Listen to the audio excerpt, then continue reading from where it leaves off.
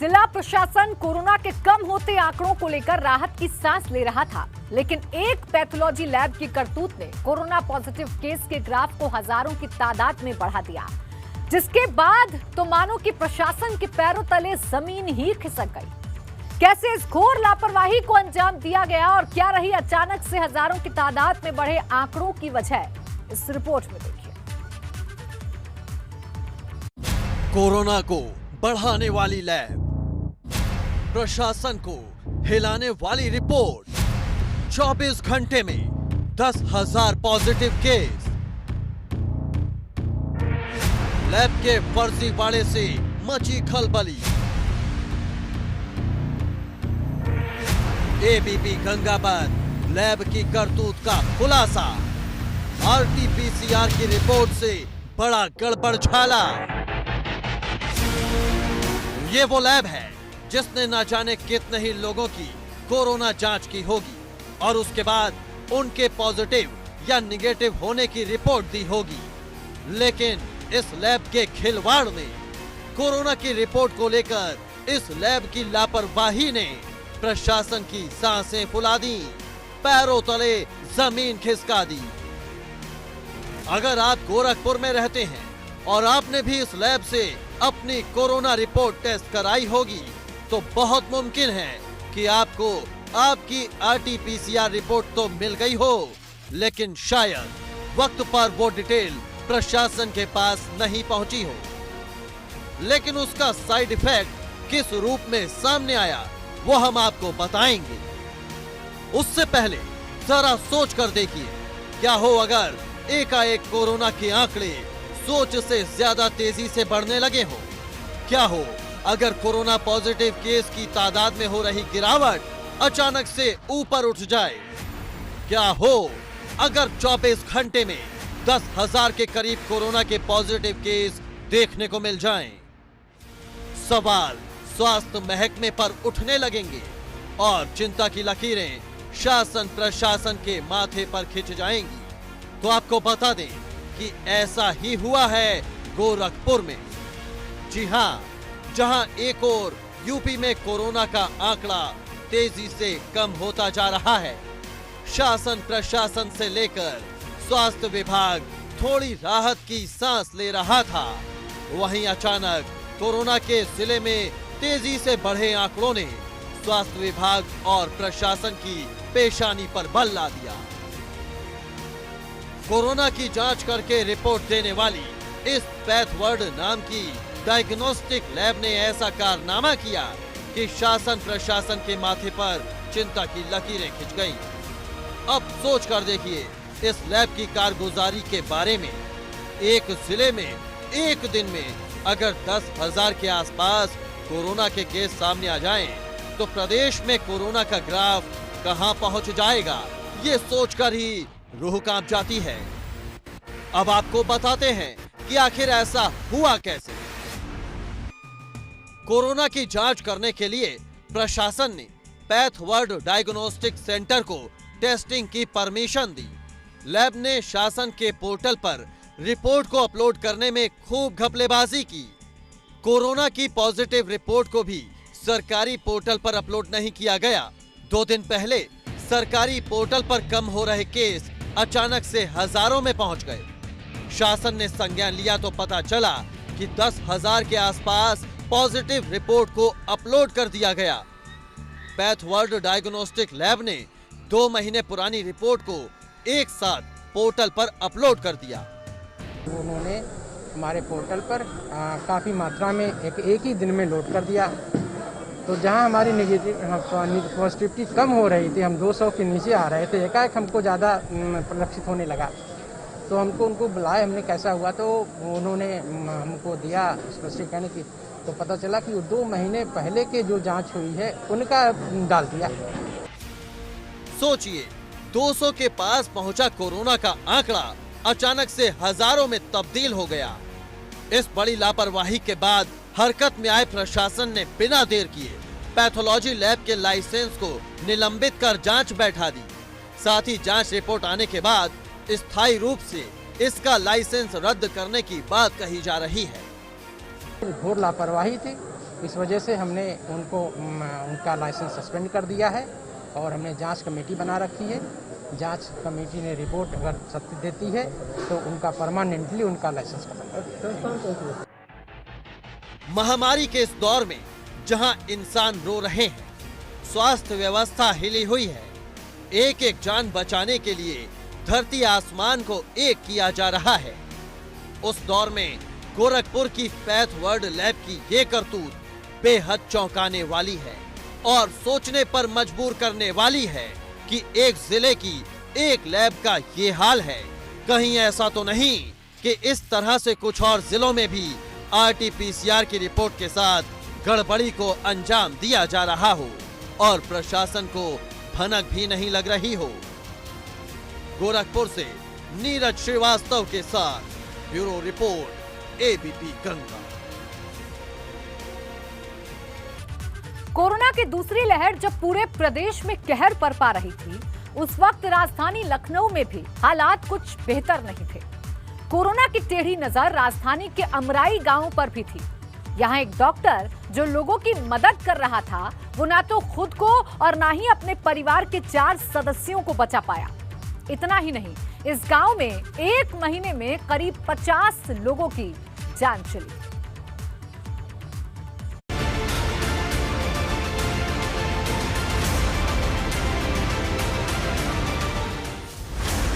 राजधानी से सटे गांव में कोरोना का खौफ।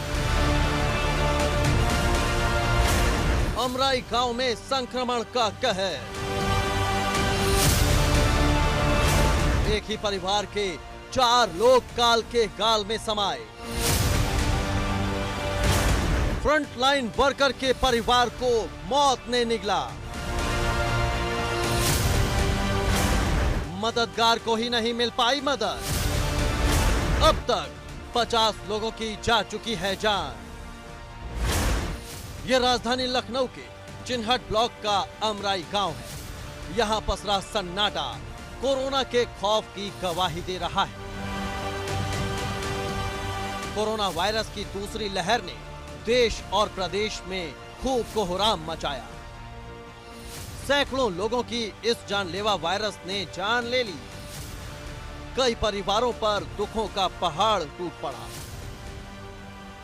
अमराई गांव में भी हालात बेहतर नहीं थे। यहां भी कोरोना ने मौत की ऐसी हवा चलाई कि लोगों की मदद करने वाला मददगार भी खुद की मदद नहीं कर सका। एक डॉक्टर के परिवार में कोरोना ने 4 लोगों की जिंदगी को निगल लिया।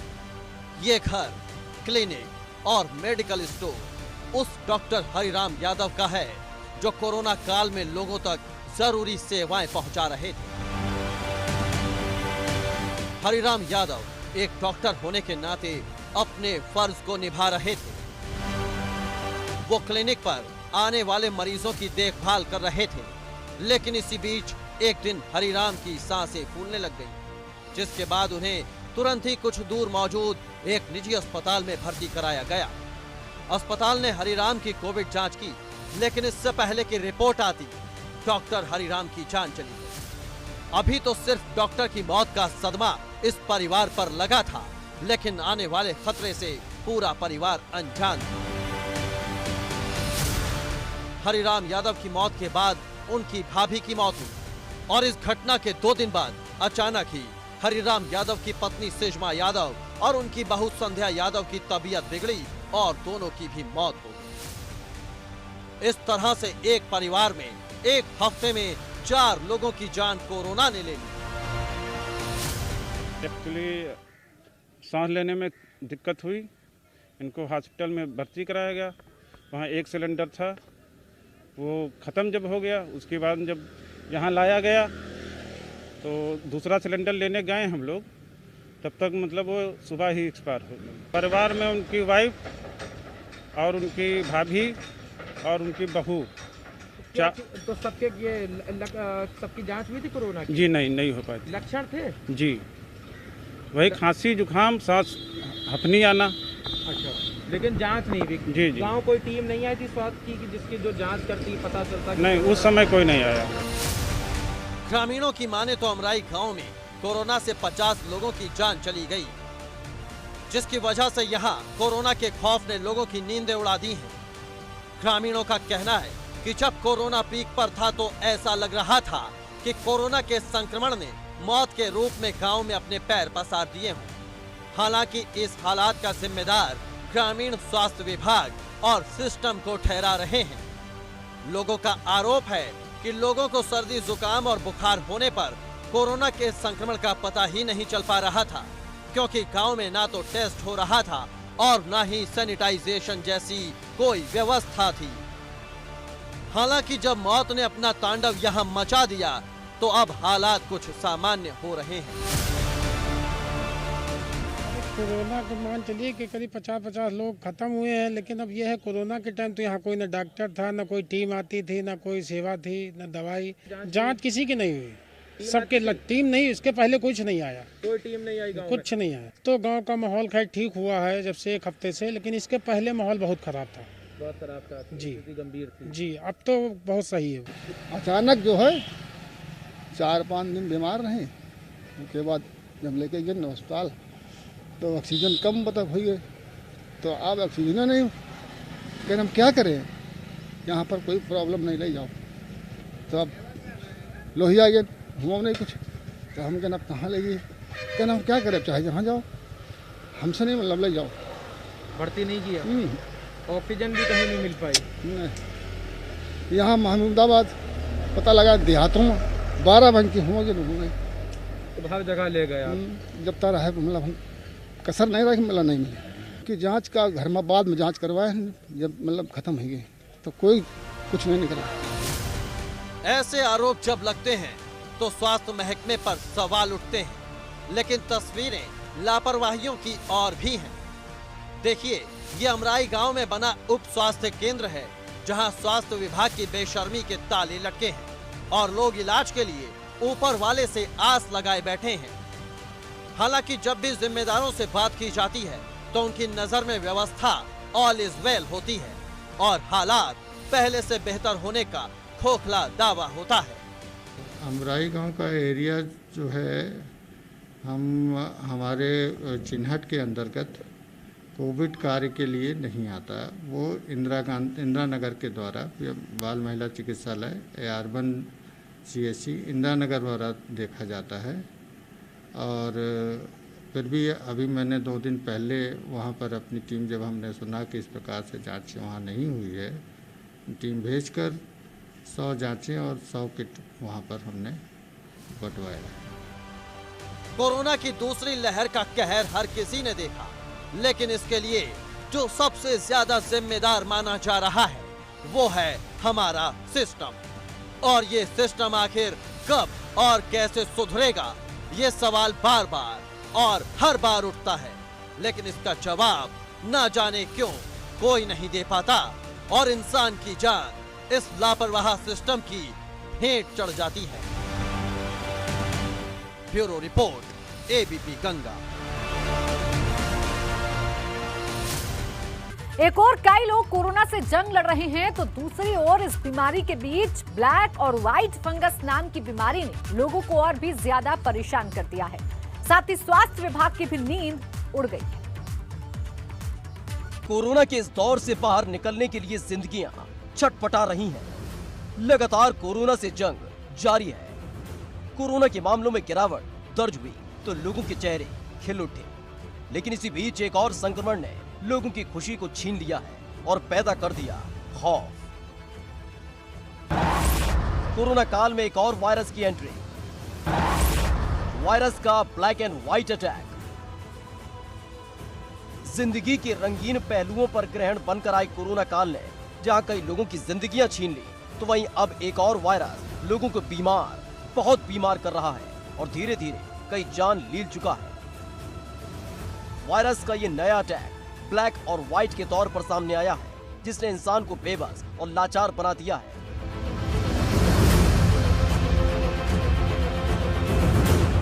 कोरोना से लड़ रहे लोगों की जान पर पहले ब्लैक फंगस भारी पड़ रहा था, जो न सिर्फ लोगों की आंखों की रोशनी छीन रहा था बल्कि उनकी जान भी ले रहा था। लेकिन इस खतरे से निपटने के लिए स्वास्थ्य विभाग तैयार होता, उससे पहले ही व्हाइट फंगस ने एंट्री कर ली। गाजियाबाद में व्हाइट फंगस का अटैक। व्हाइट फंगस के मिले 7 मरीज। गाजियाबाद में लोगों की जान पर लगातार खतरा बना हुआ है, क्योंकि कोरोना वायरस से धीरे धीरे शहर बाहर आ रहा था। इसी बीच ब्लैक फंगस ने अटैक कर दिया और कई लोगों को अपनी चपेट में ले लिया। तो वहीं अब व्हाइट फंगस के अब तक 7 मरीज सामने आ चुके हैं, जिनका इलाज गाजियाबाद के ENT अस्पताल में चल रहा है। अभी ब्लैक फंगस का डर सताने लगा था, वहीं उसके बाद व्हाइट फंगस ने भी गाजियाबाद में दस्तक दे दी और 7 मरीज निकल कर आए हैं व्हाइट फंगस के। इस समय हम जिस अस्पताल के बाहर हैं, उस अस्पताल में 7 मरीज व्हाइट फंगस के निकल कर आए हैं, जिसके बाद एक चौंकाने वाला आंकड़ा है कि अचानक 7 मरीज व्हाइट फंगस के सामने आए हैं। अभी ब्लैक फंगस गया भी नहीं था। इस अस्पताल में 2 दर्जन से ज़्यादा ब्लैक फंगस के मरीज मौजूद हैं। जो इस हॉस्पिटल के जो डॉक्टर हैं ब्रजपाल त्यागी, उन्होंने हमें रिपोर्ट्स दिखाई हैं और रिपोर्ट दिखाने के बाद पुष्टि की है कि 7 मरीज व्हाइट फंगस के हैं। तो कहीं ना कहीं अगर बात करें प्राइवेट हॉस्पिटल की, तो वहाँ पर जब जाते हैं तो वहाँ पर तस्वीर कुछ और नज़र आती है, और अगर सरकारी आंकड़ों की बात करें तो सरकारी आंकड़ों में वह आंकड़ा 0 नज़र आता है। गाजियाबाद में लगातार ब्लैक और व्हाइट फंगस की चपेट में आ चुके मरीजों की तादाद बढ़ती ही जा रही है। तो वहीं स्वास्थ्य महकमे में हड़कंप मचा हुआ है। गाजियाबाद के साथ साथ मऊ में भी एक मरीज में व्हाइट फंगस की पुष्टि हो चुकी है, जो दिल्ली से कोरोना का इलाज करा कर लौटा था, जिसके बाद उस पर व्हाइट फंगस ने अटैक कर दिया। 2 दिन पहले मेरे पास एक 70 वर्षीय बुजुर्ग है, जिनको पिछले 10 दिनों से एक आंख में रोशनी लगातार कम हो रही थी, जिसके लिए उन्होंने लोकली परामर्श लिया था, लेकिन न सुधार होने पर उन्हें मेरे पास रेफर किया गया। पूछने पर पता चला कि पिछले महीने उनको कोविड हुआ था, जिसकी वजह से वो करीबन 10 दिन के लिए हॉस्पिटलाइज थे। इस दौरान उनको स्टेरॉइड वगैरह मिले थे और जो अब तक चल रहे थे। जांच करने पे पाया गया कि एक आंख में पूरी तरीके से इन्फेक्शन हो रखा है और जो देखने में फंगस जैसा प्रतीत हो रहा था। फिर मरीज की सहमति से हमने उनकी आंख के अंदर से सैंपल निकाला और जांच के लिए भेजा, और जांच में वो कैंडिडा नामक फंगस, जो एक जंतु है जिसको हम आम बोलचाल की भाषा में हम व्हाइट फंगस कह रहे हैं, वो कंफर्म हुआ है। कोरोना से निजात पाकर चैन की सांस लेने वालों की जान पर अब ब्लैक और व्हाइट फंगस अटैक कर रहे हैं, और यूपी में लगातार दोनों ही फंगस के मामले सामने आ रहे हैं। सबसे पहले आपको बताते हैं कि आखिर ये व्हाइट फंगस कितना घातक और खतरनाक है, जो इंसान को खोखला ही नहीं बना रहा, बल्कि उनकी जान भी ले रहा है। त्वचा से लेकर दिमाग तक होता है असर। मस्तिष्क में पहुंचने के बाद सोचने समझने की शक्ति पर डालता है असर। शरीर के हर अंग को प्रभावित करता है ये व्हाइट फंगस।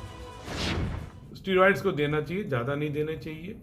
शुगर को वेल कंट्रोल होना चाहिए कि अगर शुगर आप स्टेरॉइड दे भी रहे हैं, क्योंकि जगह में देखा गया है स्टेरॉइड देना पड़ते हैं हाई, और हमारे कई लोग हैं जो स्टेरॉइड लंबे सालों से ले रहे हैं, जैसे रेमेटोलॉजिस्ट हैं, किसी को जोड़ों की पेन है, कितने सालों से ले रहे हैं, लेकिन म्यूकोरमाइकोसिस नहीं होता है क्योंकि उनकी शुगर को कंट्रोल किया हुआ है। तो और इम्यूनिटी अगर ऊपर रहेगी तो हम इससे डेफिनेटली निजात पा लेंगे। सो डेफिनेटली थोड़े घबराने की बात है, लेकिन इतना पैनिक नहीं करना है कि आप सोचो हर किसी को ब्लैक फंगस ही होगा। अगर आप अपने आप को कंट्रोल कर लेंगे, अपनी शुगर कंट्रोल कर लेंगे। ब्लैक फंगस के मुकाबले व्हाइट फंगस ज्यादा घातक और खतरनाक बताया जा रहा है, डॉक्टर्स की माने तो। व्हाइट फंगस त्वचा, नाखून पर अटैक करता है। इसके साथ ही मुंह के भीतरी हिस्से और आमाशय पर भी अटैक करता है। यही नहीं, किडनी, आंत और गुप्तांगों के साथ साथ मस्तिष्क पर भी यह अटैक करता है। इसके साथ ही ब्लैक फंगस के लिए डॉक्टर्स का कहना है कि ये उन लोगों को सबसे पहले अपनी चपेट में लेता है जो कोरोना के मरीज हैं, क्योंकि इस दौरान उनकी इम्यूनिटी कम होती है और उसे बूस्ट करने के लिए दवाई दी जाती है।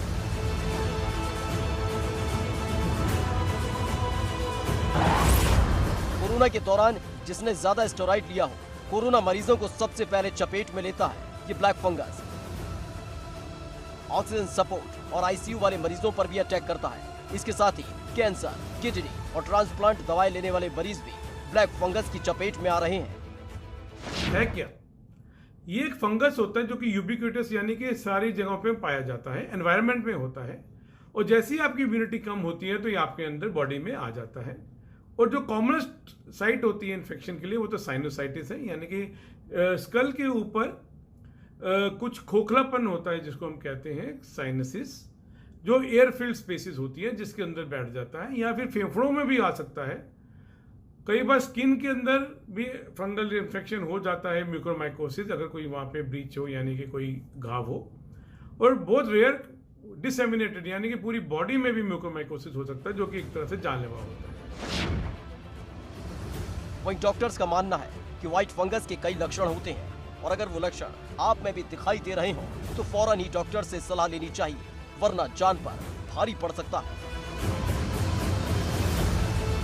व्हाइट फंगस के अलग अलग लक्षण हैं, जैसे बुखार आना, सर दर्द होना, खांसी या सांस फूलना, नाक बंद होना, नाक में म्यूकस के साथ खून आना, आंख में दर्द होना, आंख फूल जाना, एक चीज दो दिखना या दिखना बंद हो जाना, चेहरे में एक तरफ दर्द होना, सूजन होना या सुन्न होना, दांत में दर्द होना, दांत हिलने लगे, चबाने में दांत दर्द करे, इसके साथ ही उल्टी में या खांसने पर बलगम में खून आए। म्यूकोरमाइकोसिस हो जाता है तो इसकी ट्रीटमेंट बहुत ही मुश्किल होती है।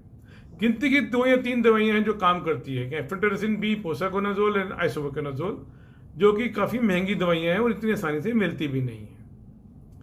ये जब आता है तो इसके सिम्टम्स क्या होते हैं कि एक तरफ से आपका होठ या की एक तरफ का फेस की काफ़ी स्वेलिंग हो जाती है जब वो साइनसिस को इन्वॉल्व करता है। अगर फेफड़ों में इन्वॉल्व करता है तो आपको ब्लड भी आ सकता है, खांसी आ सकती है, बुखार आ सकता है। तो जो से पार्ट को सिर्फ यूपी ही नहीं बल्कि ब्लैक फंगस के मामले अलग अलग राज्यों में तेजी से देखने को मिल रहे हैं, जिसको देखते हुए केंद्र सरकार ने सभी राज्यों को पत्र लिखकर ब्लैक फंगस के लिए अलर्ट किया है। तो वहीं उत्तर प्रदेश, उत्तराखंड, राजस्थान, गुजरात, हरियाणा, तेलंगाना और तमिलनाडु जैसे राज्यों ने ब्लैक फंगस को महामारी घोषित कर दिया है, लेकिन डर अभी गया नहीं है, क्योंकि फंगस नए अवतार के साथ जान पर भारी पड़ रहा है और व्हाइट फंगस के तौर पर इंसानी जिंदगियों पर वार कर रहा है। Bureau report, ABP Ganga.